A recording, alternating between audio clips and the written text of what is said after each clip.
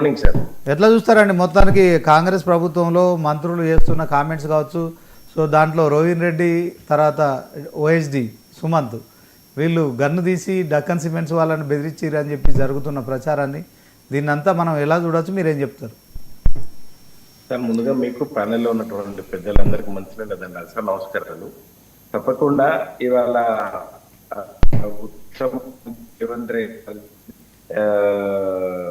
Data call data తీయాల్సినటువంటి అవసరం ఉంటుంది. అది కేంద్రంతో అయితేనే సాధ్యమవుతుంది.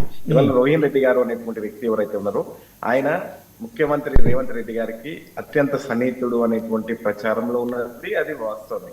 అయితే ఇదంతా కూడా ఇప్పుడే పెద్దలు సత్యం సార్ చెప్పినట్లు ఇవాళ ఎవరైతే మావోయిస్టులు గన్ను పట్టుకుంటే వాళ్ళను ఎందుకు అరెస్ట్ చేశారు అంటే అది విరుద్ధంగా ఉన్నటువంటి పరిస్థితి ఉంటుంది. కాబట్టి ఇది కూడా వాళ్ళకి అతీతంగా ఉండకూడదు అనేటువంటి విషయాన్ని తను చెప్పేటువంటి అమిత్ షా గారు నిన్న కూడా ఒక కామెంట్ చేశారు, దాని పట్ల లొంగిపోండి లేకుంటే తుపాకీతోనే బదులు చెప్తామని చెప్పారు అమిత్ షా గారు, కేంద్ర హోంశాఖ మంత్రిగా. అవును, తప్పకుండా నేను ఏమంటాను సార్ అంటే, సరే తప్పకుండా ప్రత్యామ్నాయము ఉండవలసినటువంటి అవసరం ఉంటది కూడా. నేను ఏమంటా ఉన్నాను అంటే, ఈ రాష్ట్రంలో అనేక అరాచకాలకు కేంద్ర బిందువుగా వ్యవహరిస్తున్నటువంటి కాంగ్రెస్ ఏ పద్ధతిలోనైతే ఉందో దీనికి తప్పకుండా క్షేత్ర స్థాయిలో ఉన్నటువంటి తెలంగాణ ప్రజలు లేకుంటే అన్ని వర్గాల ప్రజలందరూ కూడా గ్రహిస్తా ఉన్నారు. ఏంది వీళ్ళు చేస్తా ఉన్నారు, ఇవాళ మంత్రులు ఒకవైపు ఎట్లా చేస్తా ఉన్నారు, ఒకరికి సఖ్యత లేక పొన్నం ప్రభాకర్ గారు ఒక రకంగా మాట్లాడతారు, తర్వాత వాళ్ళు ఇదంతా కూడా ఒక గందరగోళం. ఇవాళ పరిపాలన పైన శ్రద్ధ లేక ఎటువైపు పోతా ఉంది ఇవాళ రాష్ట్రం.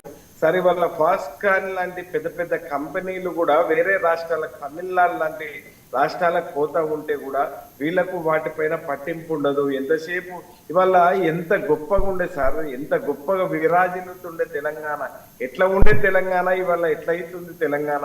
ఇవాళ ఏ రంగంలో కూడా ఒక దాంట్లో లేనటువంటి పరిస్థితి. శాంతి భద్రతలకు ఇవాళ వీళ్ళే కదా సార్, ఇవాళ ముఖ్యమంత్రి అనంగు సహచరులే ఇవాళ గన్నులు పెట్టి బెదిరిస్తాము అని అంటే ఇవాళ 100కు 200% ఇవాళ కేంద్రంలో ఉన్నటువంటి వాళ్ళు తప్పకుండా వాళ్ళ పరిధిలో ఉంటది. కాబట్టి రేవంత్ రెడ్డి గారిది, పొంగులేటి శ్రీనివాస్ రెడ్డి గారిది, వీళ్ళది ఫోన్ కూడా కాల్ డేటా తీయాల్సినటువంటి అవసరం ఉంటుంది. తీసినప్పుడు ఏంది అనేటువంటి విషయం కూడా తేటతెల్లమవుతుంది.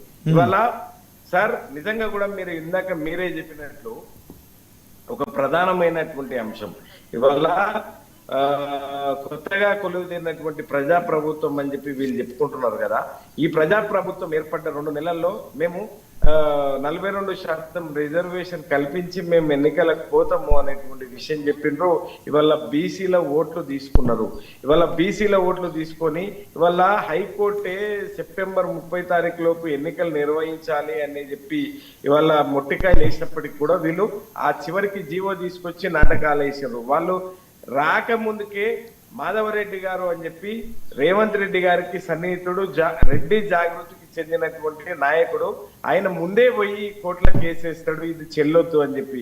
ఇవాళ బీసీల నోట్లో మట్టి కొడుతున్నటువంటి అరవింద్ అన్న, రేవంత్ రెడ్డి గారు సన్నిహితుడు అనడం ఏదైతే ఉందో ఇది చెప్తున్నా.